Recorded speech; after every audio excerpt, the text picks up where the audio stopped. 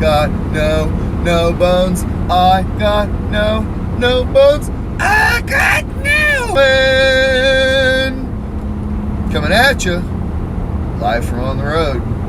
And I'm about an hour and a half away from my destination, which is my homestead, in which I grew up upon, half an hour south of the home of DJ Screw, the home of former home of the Houston Oilers,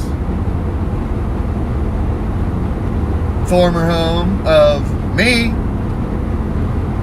one of the meccas of dirty South hip hop,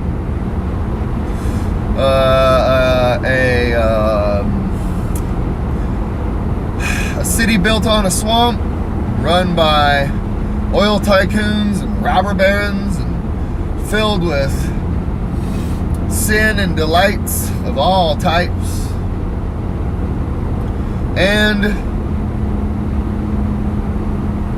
once again, 20 years after I left, walking people, so be it.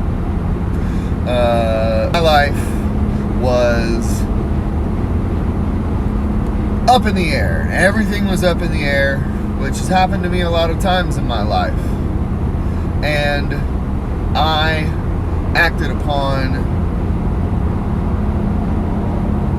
the neural networks that I built through a lifetime of pain, loss, and trauma, and reacted the way that I thought that things were going to go based on my past. But the thing about the past is, it's in our past, and though it still exists in an infinite fractal sense, we are a consciousness peeking through a cat. Luckily, gladly, amazingly. And instead of crawling from the ashes to be born anew, as I've done so many times historically, I find myself surrounded by people who are smart, intelligent, wise, and mature enough,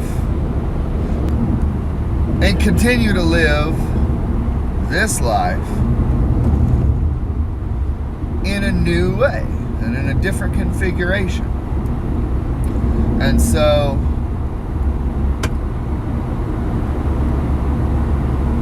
the threshold that I'm crossing, rather than being born again as a child to start anew, I get to stand as a man that I am and face the future oncoming with mind, heart, and gut aligned, active, in unison, and informed by all three, as well as my history, so that the flames, they don't burn me anymore. I learned to work with fire and make it look like play. And so this time when I walk through the flames, I'm not just gonna walk, I'm gonna dance, so they can't tell when I stumble. That's the secret, is if you dance your way through life, they can't see you stumble. So I'm gonna dance through these flames, and only the iron that's known the heat of the flame and the forge and the pain of the hammer can be tempered, blended with other elements, and hardened to become steel. And I'm shiny like stainless steel. And I always said I'm easy to love until the shiny wears off. But now I'm surrounded by people who will not abandon me just because I'm a little tarnished. I may not be in the best shape of my life anymore, but I'm still in some kind of shape. I'm not square, I'm not round, I don't know what peg I fit in. I fit in a goddamn Mr. No Bones shaped hole. And so, when I set foot on my homestead, the ground in Texas, the 4.5 acres that I lived on from age 10 to age 22, the place where a quadriplegic man said, "Son, you need a dad, so I'm going to adopt you. Here, take my name. You need it." And it's funny, you know, my pops was only in my life for about 6 years before he bounced, and I never saw him again, never talked to him again. Next time I saw him was his funeral. And then my dad, he was my dad from age 10 to age 16, and on my 16th time around the sun, the anniversary of the 16th time around the sun is when my dad kicked off. And the night before, when they were planning my surprise party behind, in secret, obviously, the last words that man ever said to me was, "Son, if I don't see you tomorrow, happy birthday. I love you." And he wasn't he was a man with eyes of blue steel, and who couldn't speak above a forced whisper. And he couldn't use his arms and legs. He was a goddamn quadriplegic. And he lived every second of his life after his spinal cord was nearly severed, having phantom pains of his entire body.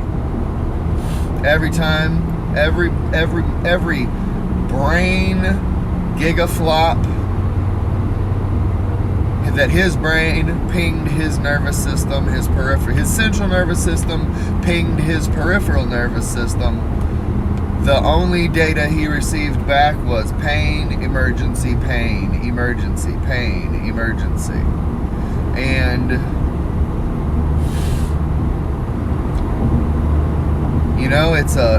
it's a weird thing to know that your dad knew that he was gonna die on your fucking birthday. And I've carried that in my heart ever since. And as I walked in a straight line of knowledge, and I gained a lot, then try to condense those lessons into something that I could share and teach to people to help them they're going through, so that they can be and do. So,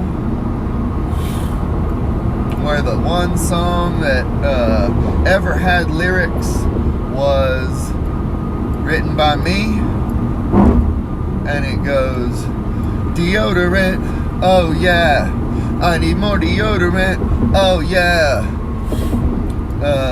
Fuck. See, I had it and then I just fucking blanked. Anyway, you'll hear it at some point. I'm gonna probably make a remake of it in the modern. And I got I set foot in this garage, man. The garage that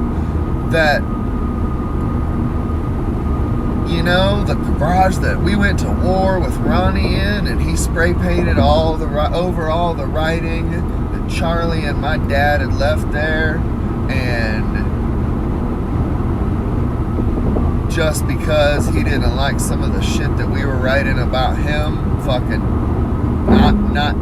not treating that garage with the respect that we felt it deserved.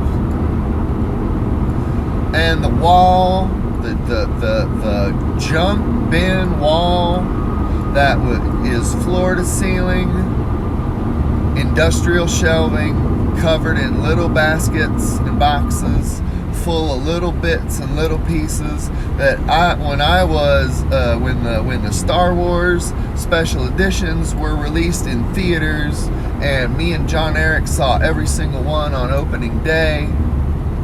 I was in my, the reinvigoration of my love for Star Wars that I had as a little baby, when I was running around wearing a Chewbacca t-shirt.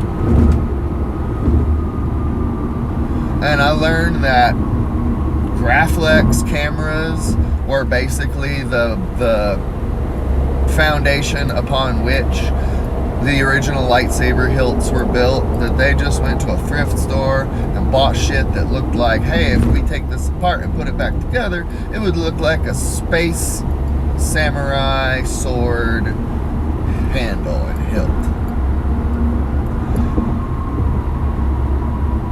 And I went out to those shelves, and every single part of the first lightsaber that I ever built came from those shelves, except one. I stole my sister's hair curling iron, and I used that as the emitter guard, is what they call it in lightsaber parlance. And I realized, man, I gotta stay here for a while. I gotta live. I gotta go back home. Everything that I need, everything that I've ever wanted to do in my life that I've not done yet, was waiting for me there in that garage. Every tool, from a 10-ton press to an oxyacetylene torch that could cut a car in half, to a goddamn 32x4 channel, low impedance, discrete channel, Mackie motherfucking mixing studio desk.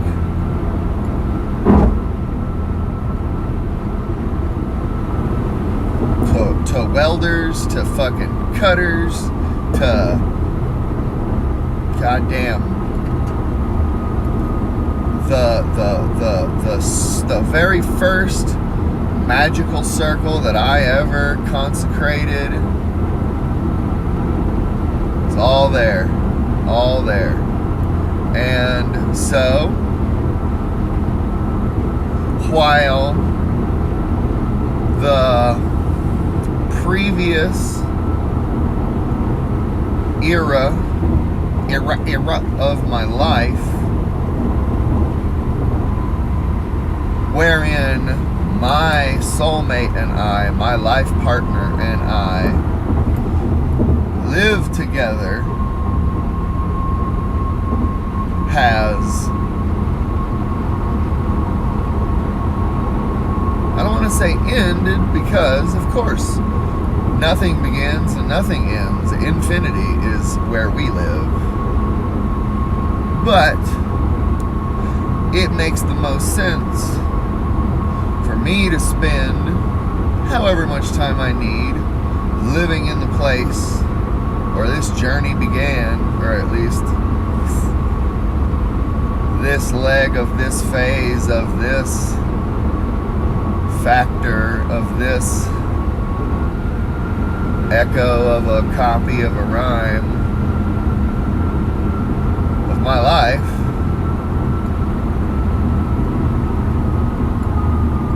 Is transitioning. And so my family in San Antonio has to go through a practical, locational, organizational transition. I gotta do the same. I gotta walk my path parallel like railroad tracks, moving towards the vanishing point on the horizon where everything converges into a singularity. And know that we'll never not be family,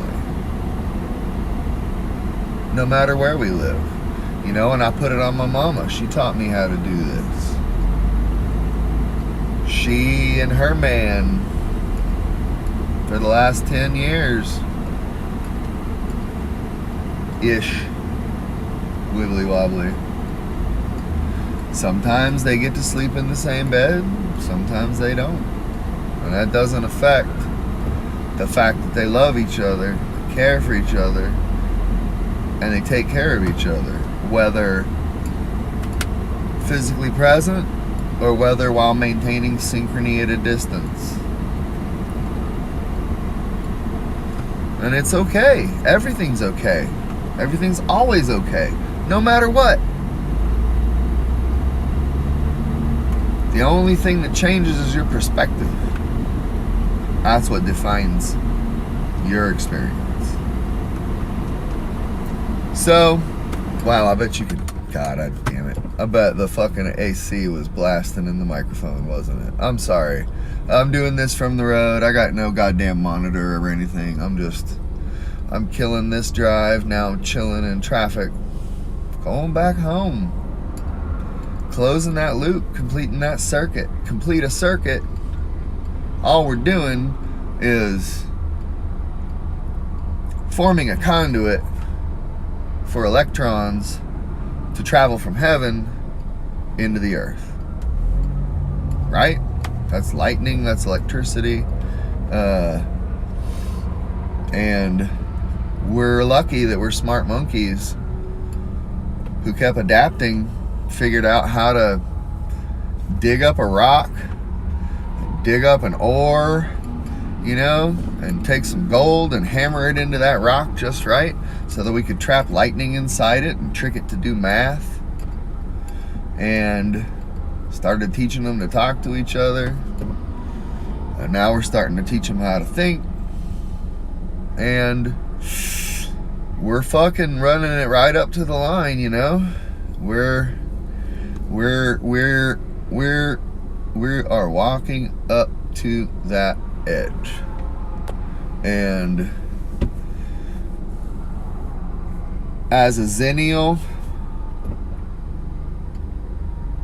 who's proud of the millennials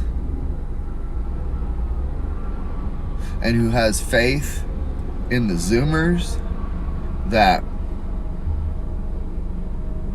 we will, as the power and wealth continues to concentrate upward and condense into a singularity, that its destruction, its Big Bang is inevitable.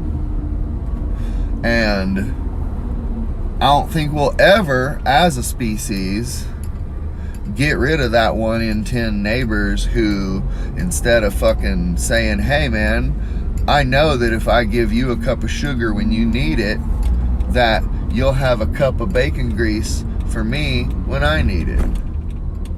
And that if we all work together, all our needs can be met. You know, I don't think we're going to weed out those people completely. But I also don't think that they're going to have their hands on the fucking steering wheel and the levers of power that much longer. The weird thing about my predictions that I've made over the course of growing to be this person I am, you know, the more that I notice and pay attention, the more that they tend to come true, and they tend to be pretty accurate. You know, the pandemic is the thing I didn't really predict, but I knew that something was going to come along at some point and expose all the cracks in this system. Wow, what is going on here? Expose all the cracks in this system and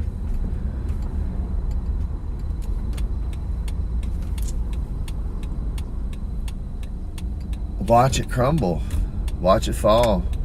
Because man, the religion of capitalism, the evangel of greed. It's evil, man, and it's only here to enrich that one neighbor that won't act neighborly, and instead of lending you a cup of sugar, he's gonna shoot your cat with a pellet gun and paralyze him. And you gotta, just like your dad was paralyzed, and he spent those 6 years wanting to die, but instead he chose to be your dad until he couldn't anymore. But I had to, that was one of his experiences with to practice humane, compassionate ending of life. And one of those father figures who, as he ran away from me and rejected the role until the point that now he won't even talk to me. That's okay. No hate here. He taught me that it's possible to punch a person with love in your heart, and sometimes that's the medicine that a human being needs, is to be punched with pure love and with compassion, universals, and they need to be scraped off. And sometimes we're not capable of doing that ourselves, and sometimes you get weighed down, you got too many goddamn barnacles on you, and you don't know how to act right. But there's a little kid in the middle of those barnacles that if you just crack that fucking egg, they can come out and they can rise from the ashes and be born again. And so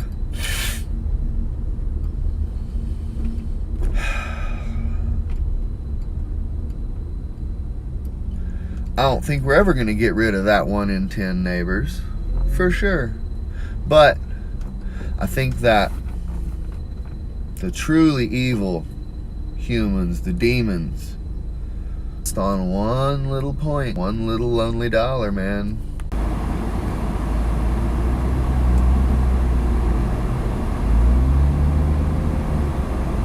Hey, who'da thunk it? Your phone can overheat in the car in the direct sunshine with no AC on it. So sorry about that. Sorry about the wind noise. If it's making me hard to hear, my apologies. Can't do nothing about it. So any to the way, where I was going with all of that long ass rant and fucking nonsense was, my physical location may be changing, but it is to allow me to close all of the unclosed loops in my life, to activate all of my potential, the circuitry that lives in here, and make this album that I've been trying to write for 30 years. And I am honestly, while I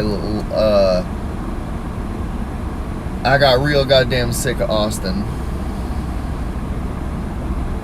because they say don't move to Austin.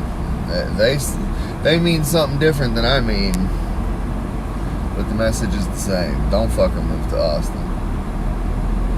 And I loved San Antonio. Really, I felt a deep connection to, the strength of the Latina community there, and was honored to be a part of it up until the point that I couldn't really leave the house anymore because I'm immunocompromised. And so now I'm proud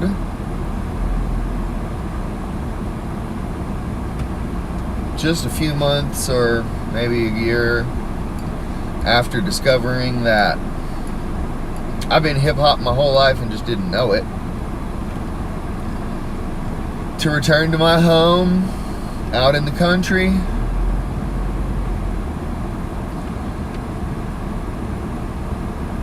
"30 minutes south of one of the meccas of hip-hop, of the dirty South. And fingers crossed. You know, my son, I hadn't seen him, spoken to him hardly at all in 6 months. But the rope is long, and given enough rope,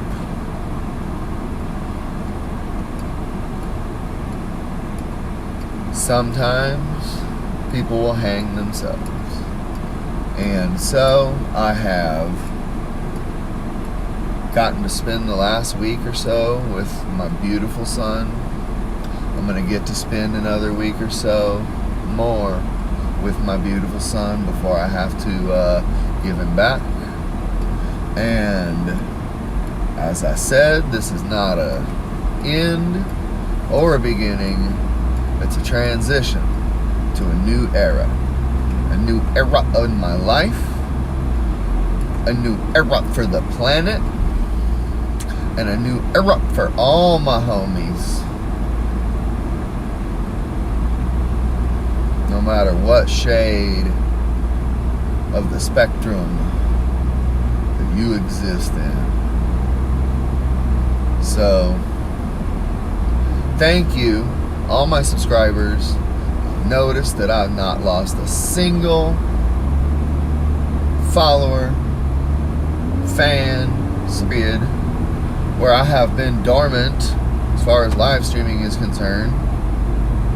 But I have not really been releasing any art, thought, teachings into the universe. At least transmitting on this channel. So thank you for sticking with me. I promise you ain't seen nothing yet. And now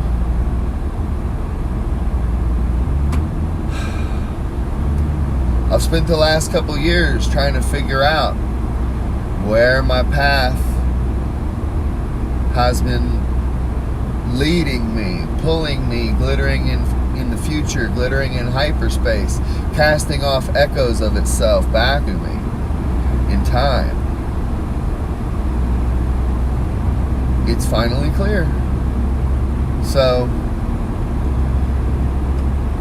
just remember, safety third, best practices,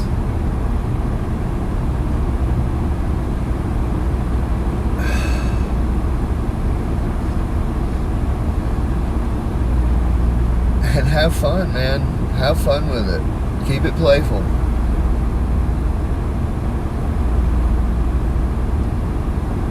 I love you.